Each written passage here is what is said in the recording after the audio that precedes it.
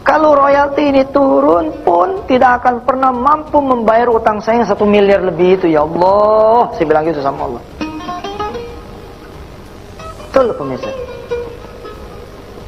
Saya tuh dulu bukunya tuh baru terbit 2. Oke.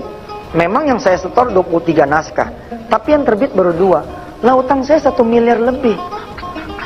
Bagaimana caranya saya mengandalkan royalti kalau dengan cara konvensional saya bayar utang? Nggak bisa. Orang-orang tuh nunggu cukup baru sedekah. Kalau saya lain, kurang, embat aja udah. Jangan nyari tambahan. Udah aja yang kurang lewatin. Anda mau pergi haji, duitnya baru ada 7 juta, lewatin aja. Anda mau bangun rumah, duitnya baru 20 juta, lewatin aja. Karena mereka mengaku sebagai seorang ustadz, tetapi mempunyai banyak permasalahan yang sampai masuk ke jalur hukum yang tidak terselesaikan. Seharusnya dapat muri loh, Mas. Betul. Itu kan. Dan itu pun sangat bertolak belakang dengan apa yang diajarkan gitu Pak ya. Mengajarkan untuk supaya gemar berbagi, gemar bersedekah gitu ya. Supaya hutang bisa terselesaikan ya. Tapi dirinya sendiri enggan mengeluarkan harta pribadinya untuk hak-hak para orang-orang yang masih terhutang. Jadi kan kontroversi antara ucapan dengan perbuatan itu kan kontroversi. Mengajak orang untuk bersedekah agar utangnya selesai, sementara Yusuf Mansur yang punya duit saja tidak mau bayar utang, apalagi bersedekah, Mas. Gitu kan? Ya. Berarti sama saja dengan jarkoni, Pak ya? Jarkoni. Saya katakan jarkoni. Ngajari orang lakoni. Baik. Ya. Oke. Terima kasih Pak. Sebenarnya keuangannya sudah tidak bagus.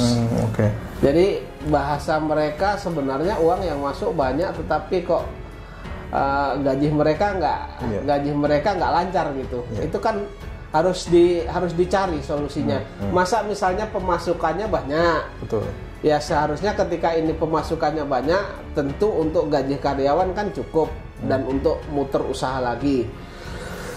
Tetapi kenyataannya pemasukannya banyak, kemudian karyawan tidak tergaji. Ini kan patut diduga bahwa uang yang masuk itu dipergunakan untuk kepentingan lain selain daripada perseroan itu sendiri kan begitu. Betul.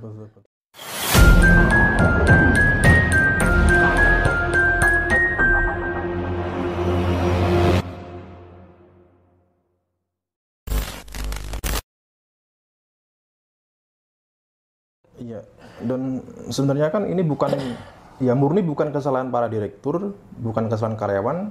Pak Etren yang dulunya itu tata kelolanya, transaksinya itu sampai bahkan ratusan miliar, konon katanya bahkan nyampe triliunan gitu ya. Ini begitu aneh kenapa mandek di tengah jalan gitu ya. Dan ternyata kan Yusuf Mansur ini diduga menggunakan untuk kepentingan lain gitu Pak ya. Misalkan untuk diduga untuk membeli Hotel City, kemudian misalkan Pak Etren menjadi sponsor klub Legia Gedang ya. Dan itu pun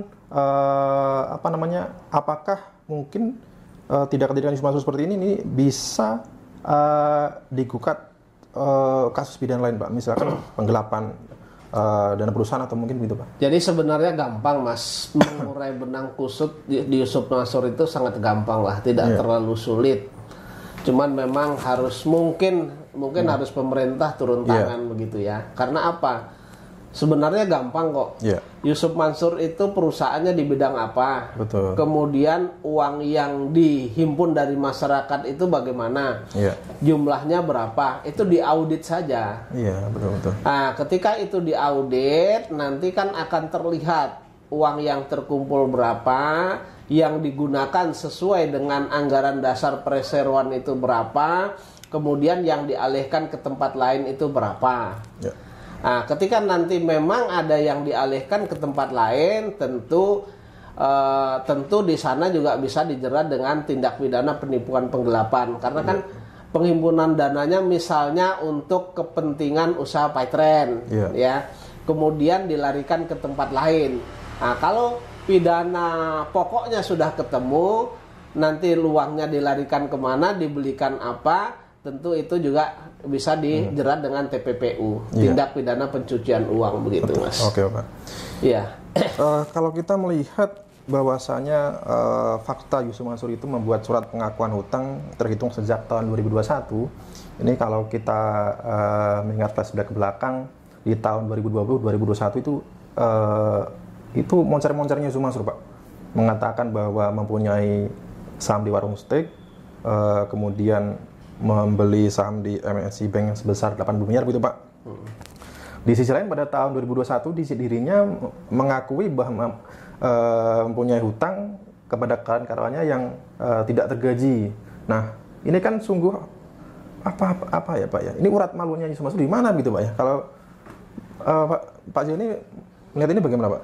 Sebenarnya dari beberapa tahun ya, dari mulai tahun 2019 itu menurut keterangan daripada klien saya yang notabene karyawannya sebenarnya keuangannya sudah tidak bagus. Okay. Jadi bahasa mereka sebenarnya uang yang masuk banyak, tetapi kok gaji mereka nggak lancar gitu. Itu kan harus dicari solusinya. Masa misalnya pemasukannya banyak. Betul. Ya seharusnya ketika ini pemasukannya banyak, tentu untuk gaji karyawan kan cukup dan untuk muter usaha lagi. Tetapi kenyataannya pemasukannya banyak, kemudian karyawan tidak tergaji. Ini kan patut diduga bahwa uang yang masuk itu dipergunakan untuk kepentingan lain selain daripada perseroan itu sendiri kan begitu. Betul. Itu sebenarnya gampang mengurainya, tapi memang harus ada campur tangan pemerintah. Mudah-mudahan pemerintah mendengarkan apa yang kita bicarakan ini, karena ini juga korbannya cukup banyak, ya kan. Harapan saya pemerintah mau berempati terhadap korban-korban, baik itu Paytren, kemudian baik itu patungan Hotel City, kemudian patungan tanah, kemudian patungan Moyapidi, kemudian JBN dan seterusnya. Itu seharusnya, karena ini korbannya kan ribuan Mas. Betul. Ya kan?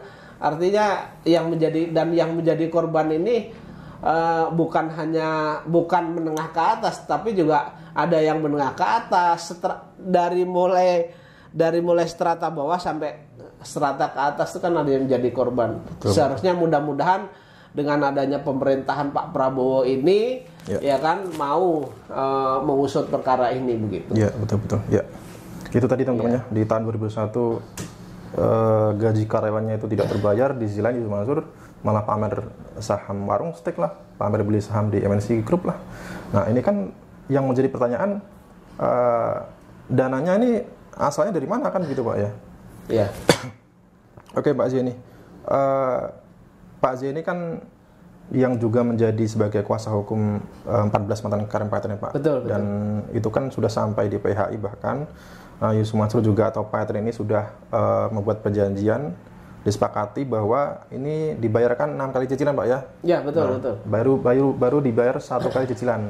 Ini kan sama saja dengan pengakuan utang Pak. Nah, apakah ini juga bisa menjadi opsi lain digugat seperti Bu Kono Fikurina dan Pak Asfasin ini? Iya, sebenarnya bisa saja itu diajukan, bisa langsung diajukan permohonan eksekusi. Cuman kan Yusuf Mansur ini pinternya kan pinternya itu menyembunyikan harta kekayaannya itu di mana. Yeah.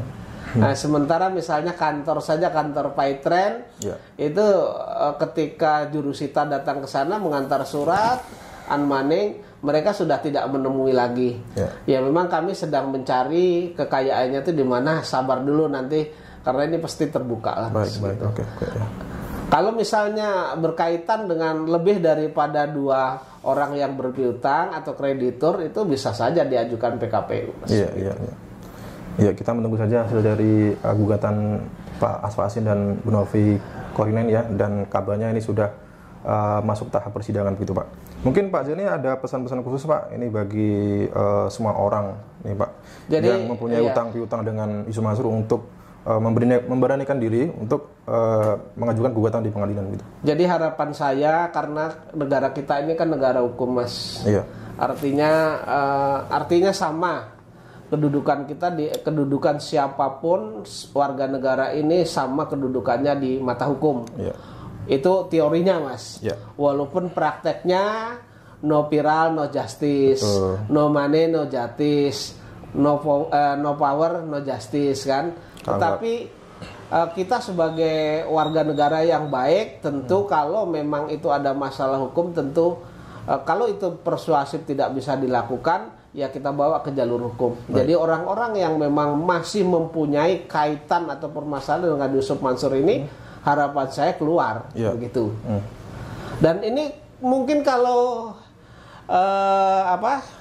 Muri mau, mungkin termasuk Yusuf Mansur ini dapat Muri loh. Saya tarik rekor, Pak. Ya, rekor ya dari jamu jago apa ya Muri itu ya. Itu kan mereka biasanya yang paling banyak, yang paling up, paling Z itu seharusnya mereka dapat Muri loh, Mas. Karena mereka mengaku sebagai seorang ustadz tetapi mempunyai banyak permasalahan yang sampai masuk ke jalur hukum yang tidak terselesaikan, seharusnya dapat Muri loh, Mas. Betul. Itu kan. Dan itu pun sangat bertolak belakang dengan apa yang diajarkan gitu, Pak ya. Mengajarkan untuk supaya gemar berbagi, gemar bersedekah gitu ya. Supaya hutang bisa terselesaikan ya, tapi dirinya sendiri enggan mengeluarkan harta pribadinya untuk hak-hak para orang-orang yang masih terhutang. Jadi kan kontroversi antara ucapan dengan perbuatan itu kan kontroversi. Mengajak orang untuk bersedekah agar hutangnya selesai, sementara Yusuf Mansur yang punya duit saja tidak mau bayar utang, apalagi bersedekah, Mas. Gitu kan? Ya. Berarti sama saja dengan jarkoni, Pak ya. Jarkoni. Saya katakan jarkoni. Ngajari orang lakoni. Baik. Ya. Oke, terima kasih Pak Zeni. Nanti kita sambung di lain waktu gitu, Pak.